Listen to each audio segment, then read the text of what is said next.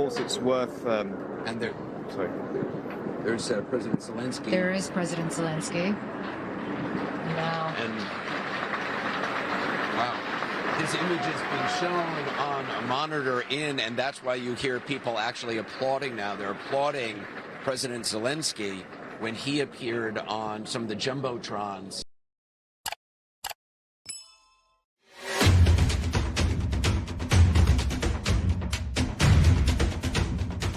Embattled Defense Secretary Pete Hegseth as the Trump-appointed former Fox News host creates pandemonium at the Pentagon. New reporting from The Guardian is laying out a contentious leak investigation that has led to internal rivalries and the narrowing of Hegseth's circle, including ousting Chief of Staff Joe Kasper. The turmoil comes amid news that Hegseth set up an internet connection that bypassed Pentagon security protocols to use the Signal messaging app.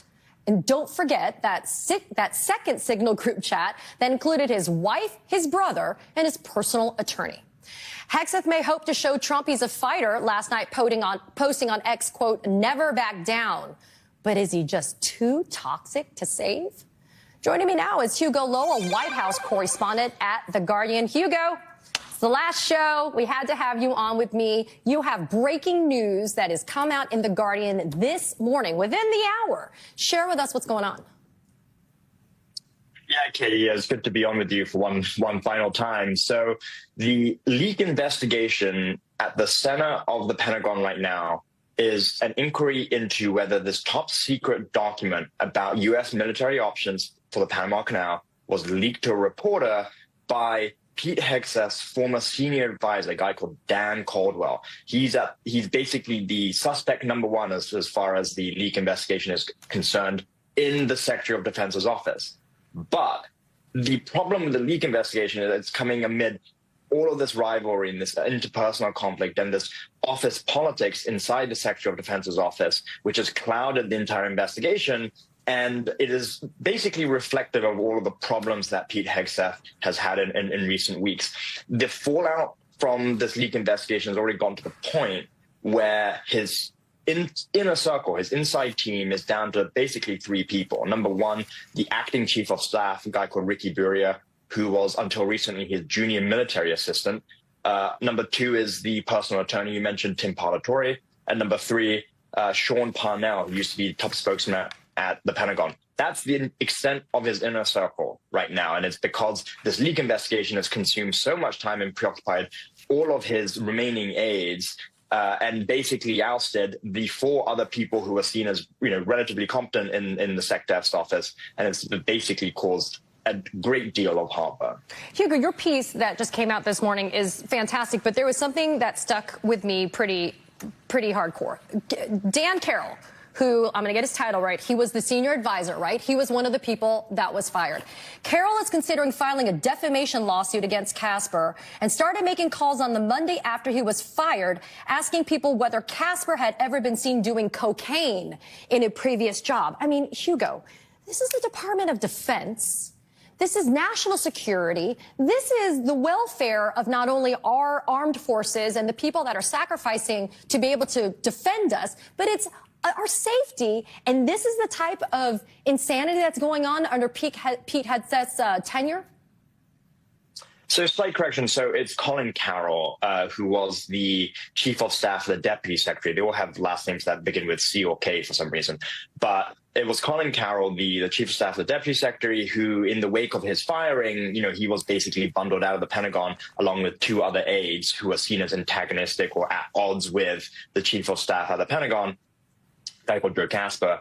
And what we have seen in the days since is this kind of continuation of their interpersonal conflict. And so the Monday after Colin Carroll was fired, he was fired on the Friday, he was busy calling up people around Kasper's life, including his wife and his in-laws and kind of former clients, trying to chase down a tip that Kasper may have been using cocaine in a previous job, and he claimed it was because he was trying to do research for his defamation suit. Now we should say, Joe Kasper, the chief of staff who has since left that role in the wake of all of this as well, he has strenuously denied using any cocaine, and when reached by phone yesterday, told us that it's so egregiously stupid that I'm getting mired into this stuff, and how could I have held a security clearance for so long if I was actually doing drugs? But the wider point is correct. Like, this is all happening while the U.S. is in really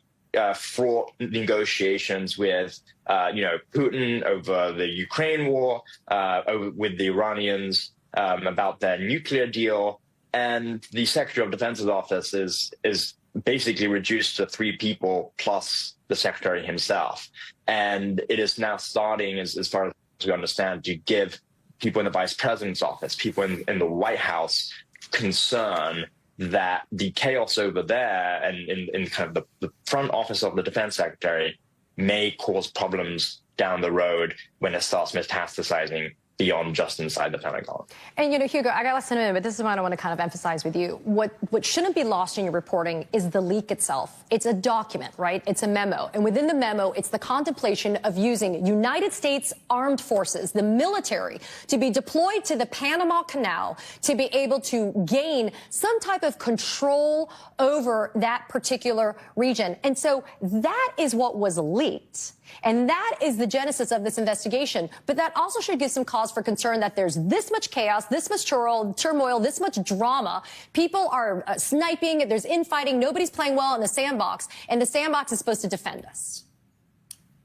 Yeah, that is absolutely right. The fact that we have a leak investigation into the disclosure of classified material, what we understand to be at the top secret SCI level, about options for one of Trump's most central policy agendas with respect to kind of circumnavigation and the Panama Canal writ large. It kind of underscores, I think, the extent to which there is a lot of mishandling of sensitive materials going around. Right? There's the leak of this particular document and that investigation is continuing, so we don't know the full details. But then it also comes in the wake of the 2 Signal chats. The first one with National Security Advisor Mike Waltz, inadvertently adding a journalist, the Atlantic editor Jeffrey Goldberg, and then the second Signal group chat, which we kind of reported on last weekend, with respect to Pete Hegseth and him, sharing those same details about forthcoming U.S. strikes in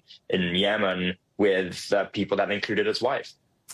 All right, troops, welcome to today's episode of Trump World, where the laws are made up, the judges are arrested, and even Melania might be a deepfake.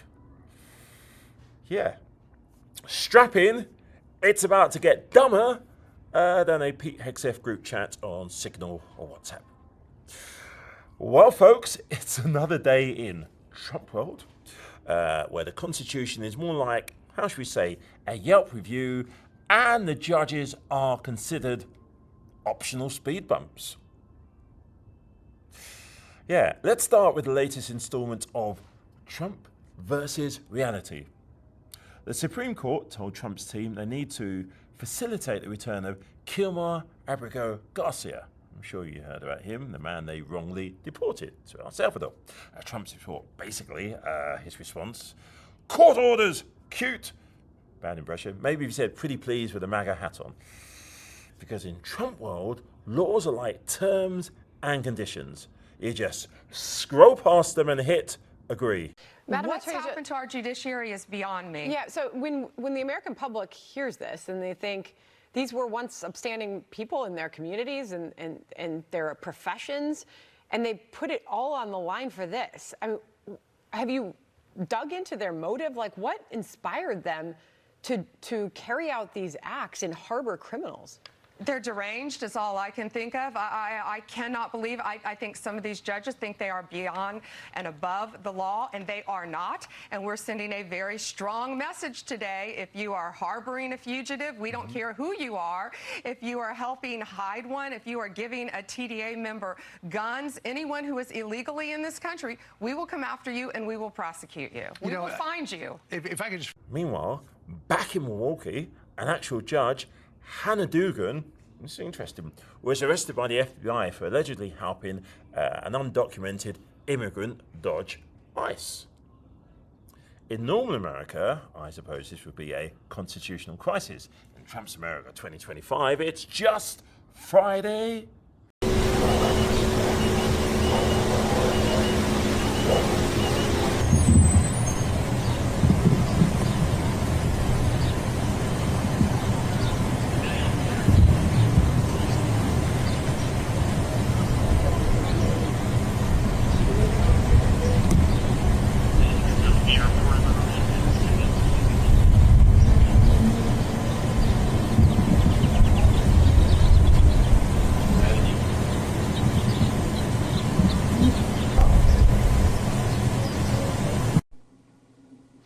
Well, I regard it very much within the prism of what we've been dealing with over the last month, which is an intense assault on judicial independence.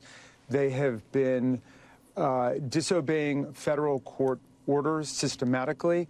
They have incurred criminal contempt findings in the courtroom of Judge Boasberg, a conservative Republican judge. They have been demanding the impeachment of judges who rule against the lawlessness of the Trump administration. There are now more than 90 preliminary injunctions and temporary restraining orders against the chaos that's been unleashed on the country by the Trump administration. And now they're arresting judges.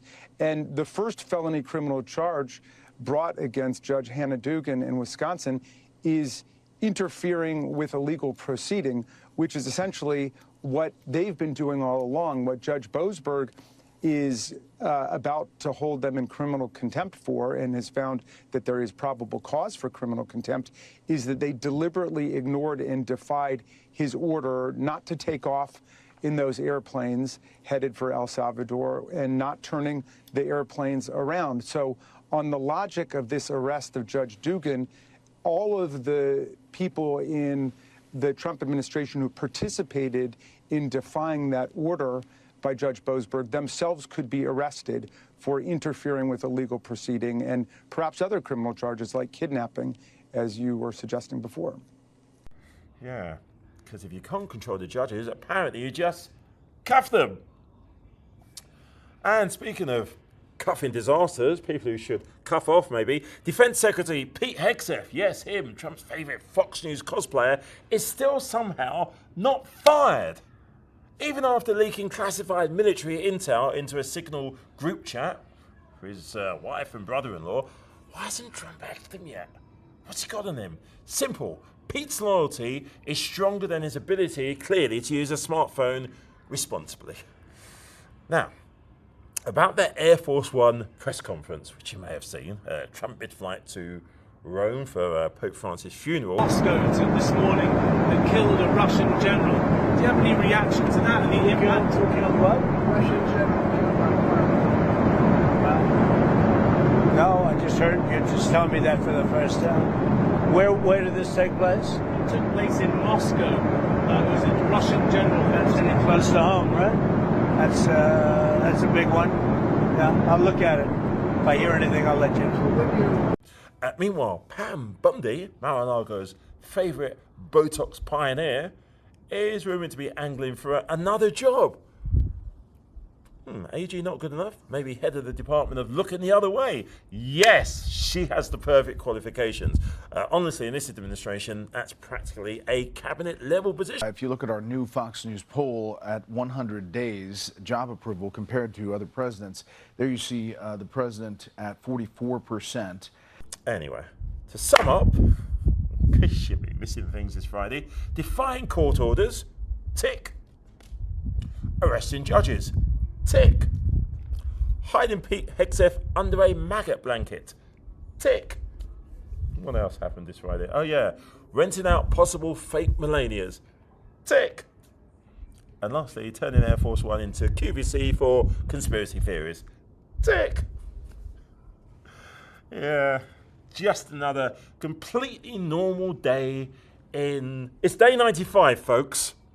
95. 4 before he hit the 100, and rumour has it Trump plans to golf at the Vatican and declare himself the new Holy Father after winning... I can't do that. About 18 holes uncontested. Yeah. Steady as you go. Maddow. Rachel, thank you for the privilege of your time. Let's start with this. The Trump administration 2.0 started with the pardoning of the January 6th insurrectionists. It's been roiled with economic turmoil, and just a few days ago, we witnessed federal authorities arresting a Wisconsin judge and a retired New Mexico judge for allegedly interfering with the Trump administration's immigration enforcement efforts. I mean, Rachel, is it fair to say that we've crossed the Rubicon now? Yeah, I feel like the Rubicon has a lot of tributaries, and we cross a new one every day. I mean, first of all, Katie, let me just say it's an honor to be here with you today, and I'm very, very, very sad that this is the last Katie Phang show in a million different ways, and I'm really going to miss working with you every day as a colleague. But I will not miss being your friend, because that will continue, and we will be working together again in the future. I am absolutely sure. Let me just say, I mean, the 100 days, there's never been a president who has botched the first 100 days of his presidency more than Donald Trump has. And you don't have to take that as a subjective view. It's the view shown in scientific polling of the American public. The public is deeply, deeply, deeply against what Trump is doing. The Pew poll that came out this week, he's minus 19 points underwater in terms of his approval rating. If you ask the American people about what they feel about his handling of every single issue that you can poll on, he's underwater on every single one of them. And so he's been very radical in his first 100 days, and I think we knew that would be true, but I don't think we'd know that he would turn the American public, including a large portion of his own base, against him so quickly. The public would be willing again and again and again to go protest and say no and rise up against him, that he would fare so uniformly disastrously in court. He's just been clobbered in the court in dozens and dozens and dozens of cases already. So it's been a real, he's really flailed. It doesn't change his radicalism, but I think that's really the story of the first 100 days, is his failure and the American public saying no to him.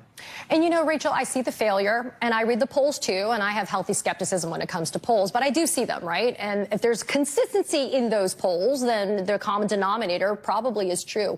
But I have to ask you, was there some profound failure of imagination on our part that we did not reasonably anticipate how effective Trump and his cabal of doers would be? And the reason why I say that is they destroy, they wreak havoc, and they cause so much damage. And then they're told that's illegal. They're told you can't do that. They're told that that is wrong. And we see that, right? But the damage has been done. And then you have people like U.S. citizens that are now being held in prisons. I mean, it's these types of things that really make me wonder, did we, again, have a failure of imagination? You said, I actually look at it, I think, the other way around. I feel like the kind of pundit common wisdom heading into Trump's second term was that the comparison with the first term, or that the difference with the first term was going to be that he was going to be more efficient. He was going to be better at doing what he wanted to do, and that's what we should brace ourselves for.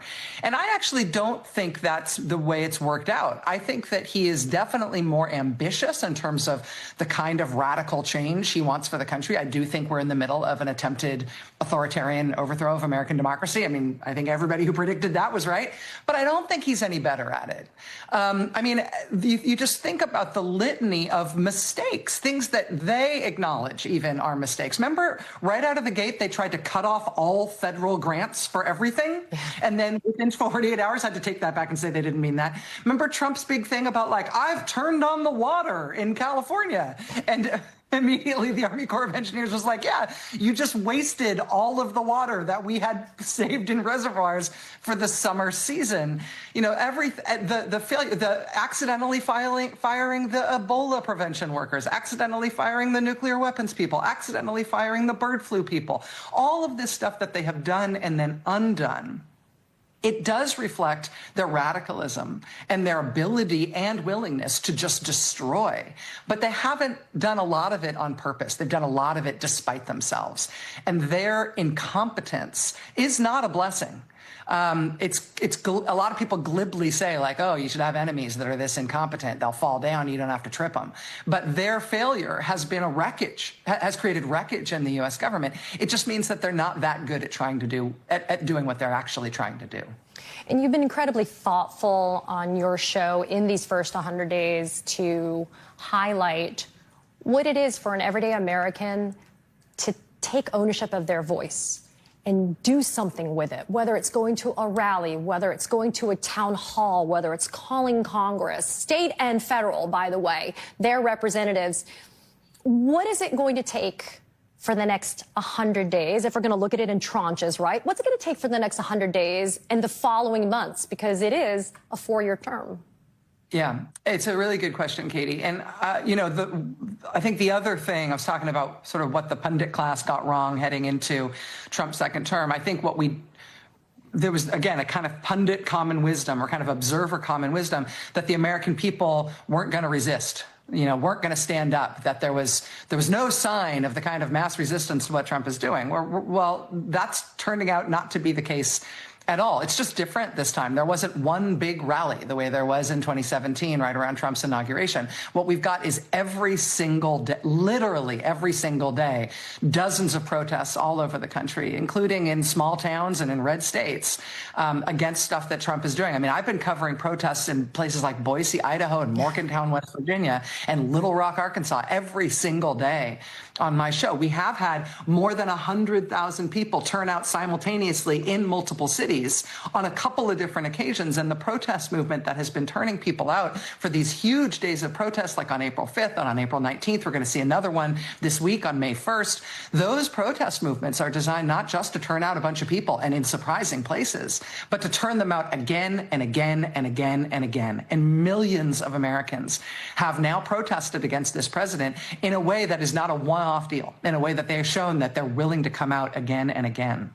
And so I think that's going to be the lesson of the 100 days, is people turning out. You're already seeing Republicans telling their constituents at town halls or anytime they're speaking, no, I'm not going to go ahead with those Medicaid cuts. No, I don't agree with a lot of what Doge and Musk have done. No, I promise I'll stand up for Social Security and I'll keep our field office open even though Trump wants to close it. I mean, you're seeing Republicans have to resist because of their own constituents telling them no, and them finding it indefensible to try to stand on Trump's side for so many of these things. And that's going to be, that momentum is going to be the story of the second 100 days and beyond. Their incompetence, their inability to defend what they're doing, and the American people in a louder and louder and more intense way just telling them, nope, you're not doing it. Rachel Maddow, there's a saying, they say don't meet your heroes. Oh. But I got to meet one of mine. I want to thank you, my friend, for always inspiring me to just be better in everything that I am doing. And I am grateful of all the things that I've had in terms of the blessings that I've been here. It's been being able to spend time with you. So thank you, Rachel, for everything. I appreciate you so much. It is mutual, and I have learned as much from you as you have from me. And I know that we have got work together in our future. And I'm so proud to call you a colleague and a friend, my friend. Godspeed. Godspeed. Thank you, Rachel. Coming up, a living legend. Actor, author, and activist George Takei. His stark warning to fellow Americans about the current existential threat Trump 2.0 poses.